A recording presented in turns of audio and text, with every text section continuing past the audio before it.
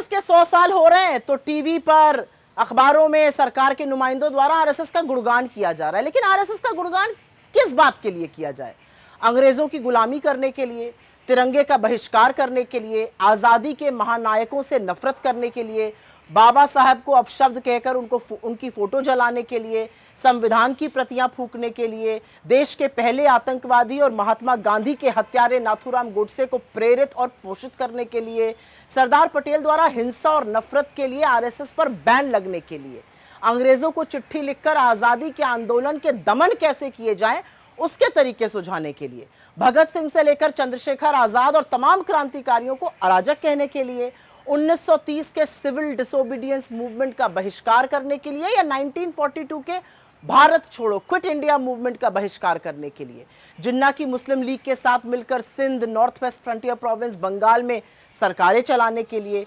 शुरू से मनुस्मृति की वकालत करने के लिए जो महिलाओं को सदैव आश्रित रहने की सीख देती है, महिलाओं को दोयम दर्जा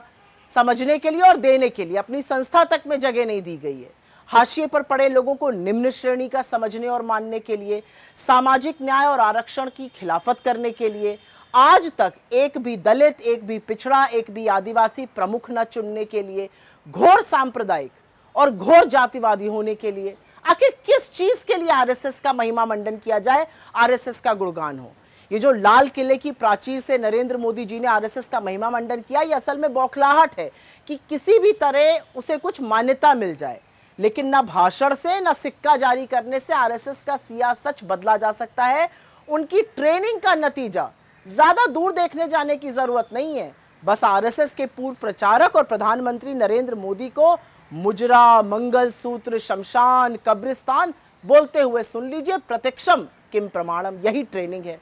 किसी ने ठीक ही तो कहा है, जो देशभक्त थे वो जंग में गए, जो गद्दार थे वो संग में गए। और ये सच्चाई आज तक यही है। आज भी नफरत फैलाने का, वैमनस्य फैलाने का, पोलराइज करने का, भाई को भाई से लड़ाने का काम आरएसएस और उससे प्रेरित लोग जो सरकार में हैं वो मुस्तैदी से कर रहे हैं।